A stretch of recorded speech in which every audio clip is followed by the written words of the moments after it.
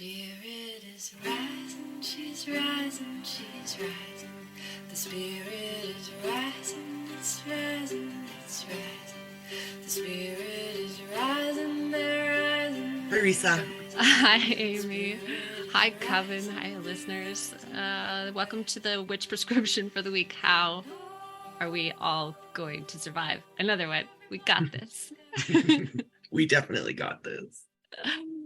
Okay, so I told Amy I wanted to jump right in because I wanted to talk to her about how I was doing in the context of the RX. So Amy, yesterday, we spent this weekend walking around, not the weekend, Monday, walking around Montreal together, telling stories, just hanging out, sitting in parks, being a little high, just like in this like dream life, recounting like how our paths had crossed through Montreal and just hanging out and talking and not recording, which was fun. And also we got to see Jinx Monsoon, which was why we were there, and it was incredible. And we got to see our beloved friend Kenneth Friend, Coven mate, poet, the kindest of humans. We just got to sit in parks with Kenny and with each other, and then embrace Jinx and just get to feel in the circle of like, I don't know, excitement and loving each other and being flawed and sweaty and glorious and like, I don't know. It was just really nice. So I'm still basking in that. I don't know about you.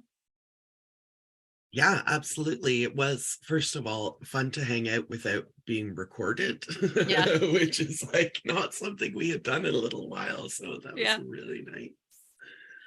Yeah, it was dreamy. And so I told Amy about how I was kind of secretly, every time Mark leaves the house these days, playing the guitar a little bit. And this was prompted by Amy in one of these RXs being like, or actually maybe you said this to my sister, being like, just play every day. Just play a little bit to yourself every day. Just jam out on one chord every day. Oh, I think also Mark was saying this to my sister. I do have to interrupt because when I meet people or I'm talking to people that I know are amazing at something, whether it's the bass or the drums or painting or whatever it is, I always ask them like, what's like your number one tip? What's your number one tip? And most often musicians will say, just play every day, even if it's 5 minutes. It really is just like a muscle memory building. So yeah. Exactly. So I heard this recommended to someone else and felt my head like nodding, felt my whole body nodding. And so I've been I play the ukulele more comfortably, but there was a period where I played guitar a little bit here and there. And I want to like get that muscle memory back. I don't know. I want that big resonance in my arms back, And I know I just want to like play 2 chords and sing over and over again one line and just be in like the hollering joy of that. And so then I was thinking out loud to Amy, like, we have we're once again celebrating our love. Mark and I are having weddings 4 and 5 this summer. Just like, who could we throw a party with, basically, and get to come and camp at our house and cook together and have these sleepover moments of fun under the excuse of a banner of love. And so I told Amy, I was thinking about maybe playing, like surprising Mark, like continuing to play every day and not telling him. I play whenever he leaves to pick up May or drop her off. And maybe I'll learn how to play like You're So Bad by Tom Petty, which we have loved to play together many, many times in the past, Mark and I. I'll just practice that. That'll be what I jam on. And Amy was like, fuck yeah, do it. You got this. And then went home and I was like, I can't do the verses to You're So Bad at a wedding when my sister is there. Yeah, for those of you who don't know, the lyrics are like, my sister got lucky, married a yuppie, and took him for all he was worth. The chorus is really sweet and beautiful, but we had forgotten that the verses are like weird and yeah. And, yeah. Exactly. Can't do that. So then Amy wrote me back reminding me that she had played this song at our first wedding when we had it just in Mark's mother's backyard when she was very sick. And I didn't know the song, neither did Mark, but like everyone in the crowd did, and everyone was singing along with Amy. So she sent it to me, and it's the main part of it is 3 chords, and I've been playing it all morning. And then Amy, in all her wisdom, suggested that there was like a transition point where you could go from everlasting, never ending love to into You're So Bad, into just the chorus. And so I've been playing that this morning, and I was thinking, this is my prescription to myself, and it's an invitation. This song is so fun to play. I'm going to include the lyrics and chords from the 2 put together in the way Amy suggested, that makes it basically a 3-chord song, in the links to the RX.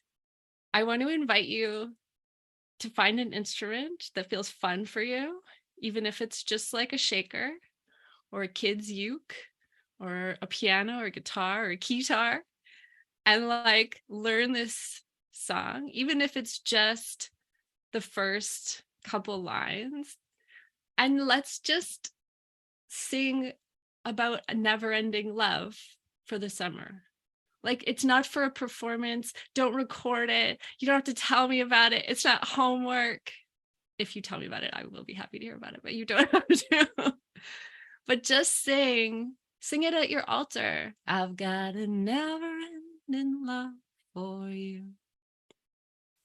From now on, that's all I want to do. From the first time we met, I knew I've got a never-ending love for you. You can party with it. You can scream it. You can whisper it sexily and lovingly.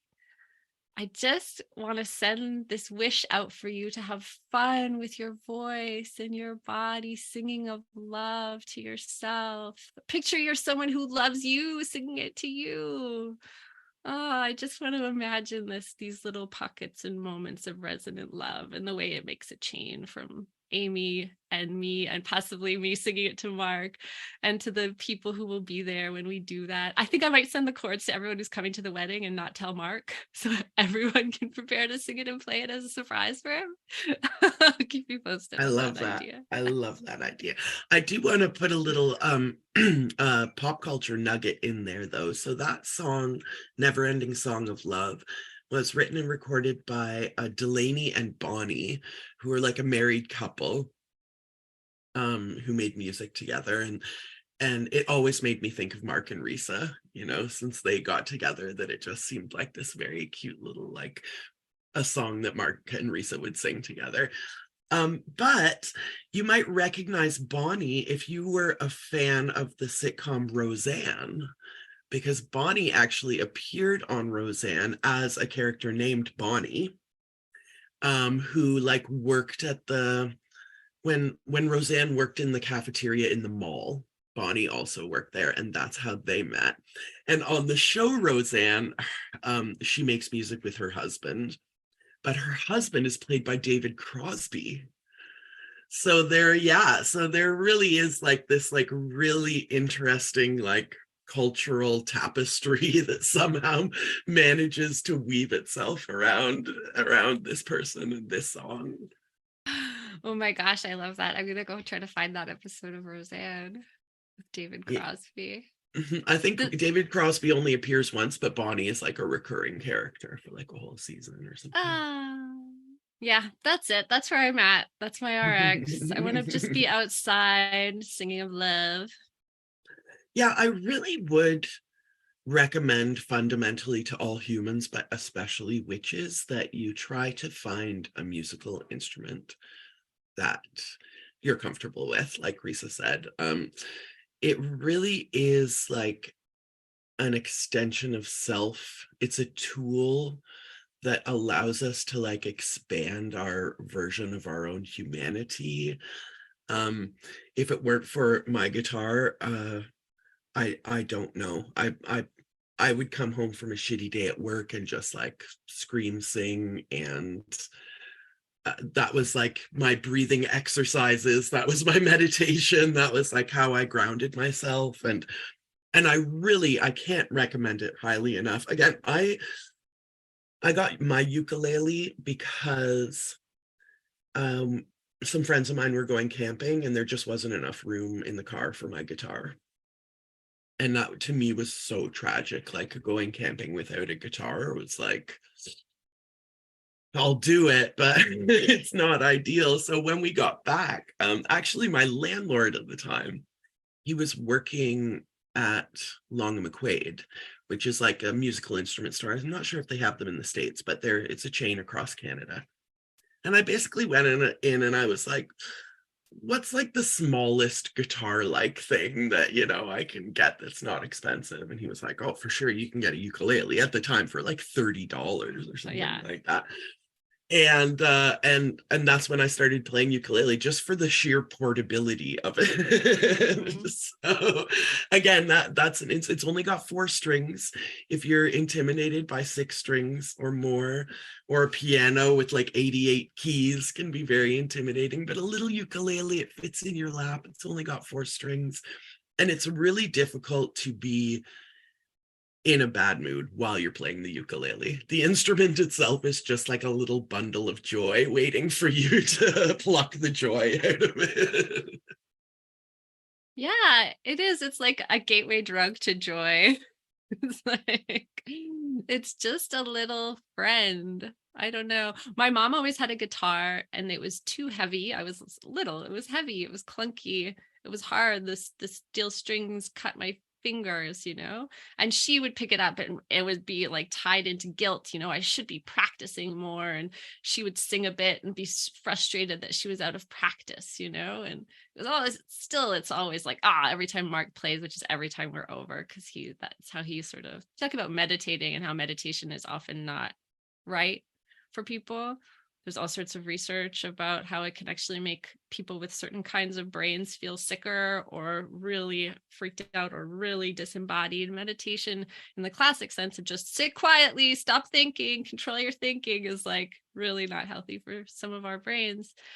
But meditation in this sort of broader sense of like an activity that eases you into a mind and body kind of balance, that somehow anchors you into your body so your head can't fly off, which is what happens to me. For Mark, it is guitar. Or I mean, he's a cook and like a fidgeter in general. He's got projects, but guitar will like bring everybody into a moment of singing together or add something. And so he always plays it at my mom's house. And even then it's still like, oh, we should be practicing more often, my sister, my mom, I don't know. It was always tangled up with that. And so when I wanted to sing and like write songs, just for myself as something to mess around with, spending so much time with musicians, I bought myself a ukulele, and it felt so transgressive to be like, I want to own this silly purple thing. This is my journey. I'm going to go to the fancy music store and buy the $13 purple ukulele and possibly pretend it's for a child. I don't remember what it was like. It was really such a small thing. And then I like allowed myself the next one and the next one. And some were gifted and some were like these big walking journeys. In Hanoi, I walked once for like 2 hours to find the music street, because streets are sort of strangely themed by the artisans or the typical vendors that are there. So I walked and walked to find the music street, and it was on this corner, and it was a father and 2 daughters, and all of these like handmade or just purchased from all over instruments in this tiny corner, and got a round-bodied handmade ukulele with a pickup in this store in Hanoi. I don't know. I just want to invite you to like consider one little piece of pulling on the thread of music, or the next step along the thread for you in your own like joy and pleasure of playing music. And maybe it involves singing this song together, far apart. And super relatedly, again, we were saying like we were both in Montreal on Monday to see the Jinx Monsoon show. And we had a couple hours to kill. So we just went and sat in this park. And it just so happened that there was like a street karaoke event happening. And people were singing and getting their lives. And Risa and I were getting our life, watching them get their lives and feel their oats. And it was amazing. And This is kind of the important key that I want. If you're listening to this going, oh, well, I couldn't possibly. We were talking about the fact that like in this time, with like auto tune and AI, it was such a pleasure for us to hear not good singing. Like I was saying to Risa, what a rare treat to hear out of tune singing. Like the humanity of it, so I want to underscore, like, this is not about you being a professional or getting gigs or being good at it. I'm using scare quotes here. Like, you don't have to be good at it. You don't have to be a good singer. You can be flat and sharp and all over the place, and it really doesn't matter in terms of like the joy that our bodies and our minds get from doing this. It does not matter. And I'll tell you another story. I had a roommate who, he had this notion that he was like an old-timey person, those people who like they dress like the 50s and their hair is the 50s and all of the products in their house in the 50s. And so he wanted to be that like 50s singing guy. He could play guitar, but he was a terrible singer, and he would have admitted that. And I had to listen to him practice all the time because we were roommates, and he was terrible. But I'll tell you this, the man did not quit, and the man became a better singer. It's not some natural God-given thing that you either can do or cannot do, much the same as any instrument. It's muscle memory. It's practicing and practicing until you sound better. But even then, like, I'm not super concerned with sounding good. When Risa and I first started hanging out, this was kind of the thrust, like, sing the sour note to get to the good note. We're experimenting. We're making up harmonies on the fly. Like, it's not gonna be good the first time, but you can't get to the goodness if you're not willing to go through not being good at it. And so that kind of is like a major prescription from me for me this week, is to like revel in the humanity of imperfection. Like, we are human beings. We are not AI. I read somewhere recently that if you're like doing one of those, like, are you human? And you have to check like how many of these squares have a motorcycle in them. And one of them you're like, is that a motorcycle? A way to sort of convince the computer that you are human, even if you're not sure of the answer, is to click something and then unclick it. Because what an AI won't do, apparently, is change its mind. So again, all of these things that were like, oh, I changed my mind, I sang badly, these are all fundamental components of our humanity, and I want us to revel in them. I want us to change our minds. I want us to sing off key. I want us to do all of those things that make us human, as distinct from the machines. Yeah, I want to go back to, we were talking about that Celine Dion video where how her producer, her engineer is like, you want to try that with a click track? And we were talking about, sometimes you want to play with time and sometimes you want to learn how to ground yourself in the ticking reality of time. I think for like fucking around with the power of music that is just for you, leaning hard. I remember Amy really, really what am I trying to say? Embracing, like, lighting me up with this idea that like the power in you playing as a solo performer, even if you are just in the audience of your mind, is that there are no other musicians that depend on you. So I love to like lean all the way into the drama of a fucked up chord, like you fuck it up and then you do a dramatic pause. And then you hit it, it's like you can play, you can just play. It's fun. And there's this like sort of, I don't want to say rule because rules, but there's a rule in improvisational music. When you're like improvising with other people, you're jamming, nobody knows what's happening, but everybody sort of knows what key you're in, and so you're playing together and so on.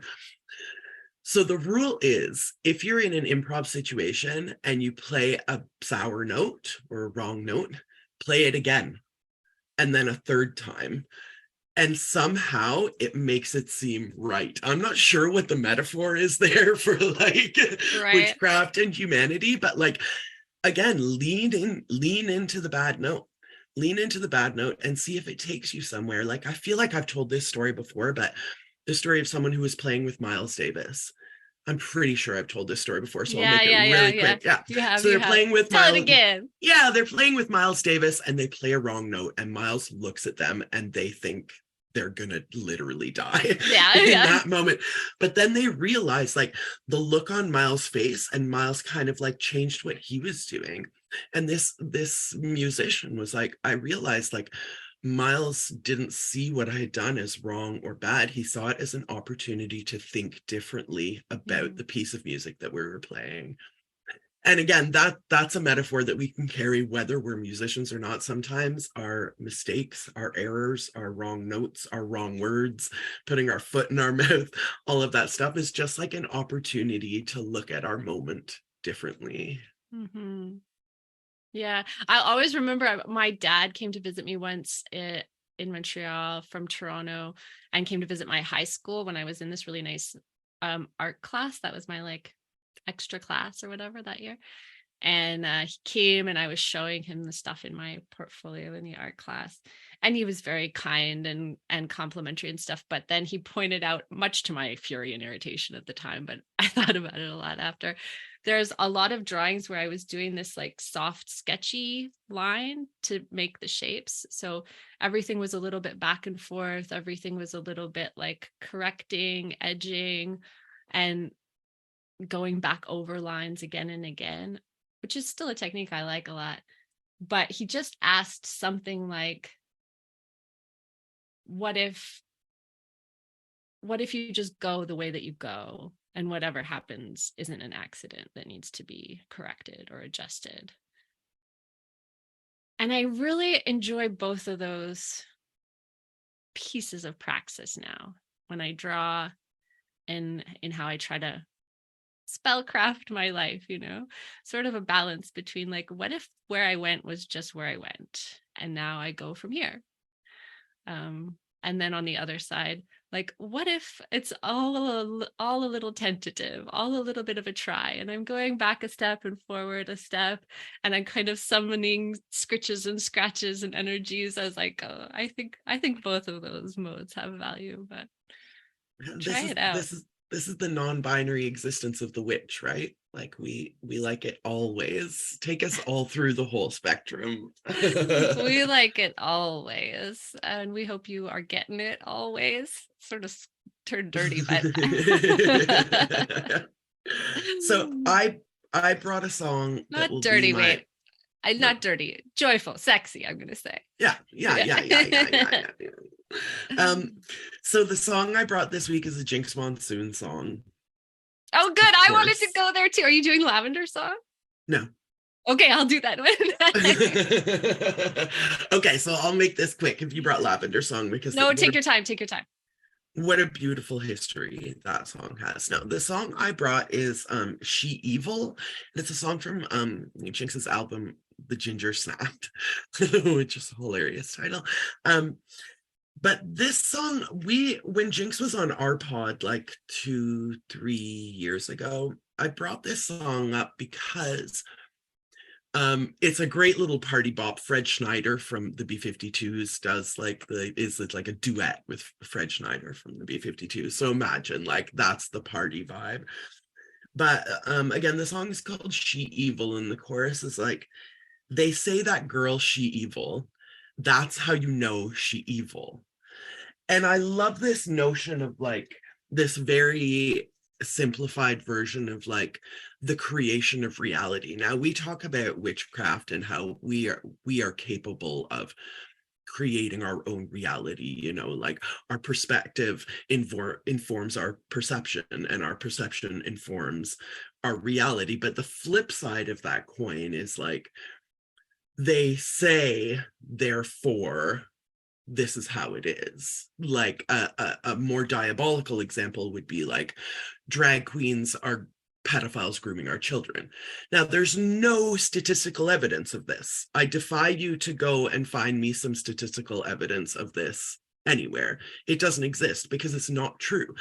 But drag queens are groomers. Why? Because somebody said they were. And that's all it takes sometimes. That's all it takes sometimes. They said witches were evil. That's how we know witches are evil. They say she's evil because her skirt is too short. That's kind of the thrust of the song. It's about like, slut shaming, essentially, But that's how we know, because they said it. The only reason we know this about her is because they said it. The only reason we know witches are evil is because they said it. The only reason we know drag queens are groomers is because they said it. So there is this like opportunity for a real crushing anger and sadness that comes with that notion. But of course, again, we're witches, we live on both sides of the coin. But that means we can do it for ourselves. That means we can say, I'm a witch, and that makes us a witch. It means we can say, I'm fucking beautiful, and that means we're beautiful. If we're living in a society where all you have to do to make something true is say it, then let's use that power. Let's take that power back and wake up in the morning and say, I'm a great singer. I'm going to sing whatever notes come out, and the notes that come out are the notes that God wanted to come out of me, or God, etc., wanted to come out of me today. Again, the song is a bop, and I suggest that you listen to it with that like party vibe, but also with the notion of like what we say becomes our reality in a very distinct way, and we have to be very careful and precious and exalting and freewheeling at the same time, both sides of the coin all the time, with this power. So again, the song is called She Evil. It did appear in Everything at Stake. Listeners, the Monsoon family just left Canada, and they have like something like 30 dates across the US now. If you are a fan of amazingness, of vulnerability, honestly, the show, like, we laughed, we cried, it was poignant, it was hilarious, it was energizing, it was calming, it was literally like the whole range of human experience. I'm so grateful that Jinx took this opportunity to be I don't want to spoil any of the sort of plot points of the show, because we didn't know, we went in blind, and I think that was the way to do it. So no spoilers, but like, it really is such a poignant treatise on how we value ourselves, how we look at ourselves, how we think about what we're doing. So if you can, take a look, go to, jinxmonsoon.com or whatever the website is to find tickets, and try to get into this show. And if you can't, then start with She Evil and throw yourself a dancing and singing party. And if you do, maybe there will be a standing ovation, which there was, of course. And maybe there will be an encore, which there was, of course. And for our show, the encore that Jinx did was the Lavender song. So this is my final piece of the prescription. This song was written in the 1920s in Germany during the Weimar Republic. So it's sort of this period between the two world wars, between these, before fascism turned first against the people of Germany, first against gay people, queer people, people who were different, librarians, fucking academics, poets, and especially Jewish people, and Black people and travelers. I mean, before all of that, there's this moment where like queer people, the first bits of research and celebrating, sort of separating sexuality and identity out from these sort of heavy moral categories that had come with the church. Queer people had a measure of like political freedom, ability to just sort of be out and who they were, and making incredible art and song. And this song comes from this period, And it is the first, and it is a time of resistance too, right? This is not a time when people are free. They're still very much in danger, but it's sort of like the spark goes up and you can envision it. And late night in the clouds, dancing and holding each other and listening to music, you could envision what the world might one day be like. This song gets written, it's sort of the first like pride anthem. And Jinx uses the English translation at the end of her show, and it's incredibly emotional and powerful. And if you were ever a musical theater kid, like, I invite you to join me on my upcoming journey to memorize this song and perform it like I used to do the headlining numbers from Evita. Because I just want to like feel this song with my whole body and sing it like I fucking mean it in a club in Weimar, Germany. I want to sing and feel the defiance and the way that Jinx sings it. The lyrics, round us all up, send us away. That's what you'd really like to do. But we're too strong, proud, unafraid. In fact, we almost pity you. You act from fear. Why should that be? Why is it? What is it that you're frightened of? The way we dress, the way that we meet, the fact that you cannot destroy our love. We're going to win our rights to lavender days and lavender nights. I mean, bless the fucking bee. Me and my life is all to me. I love myself and all me. I love myself and all of me, all of me. I love myself and all of me. Love myself and all of me. I love myself and all of me. If you want to support the Missing Witches project, find out how at missingwitches.com.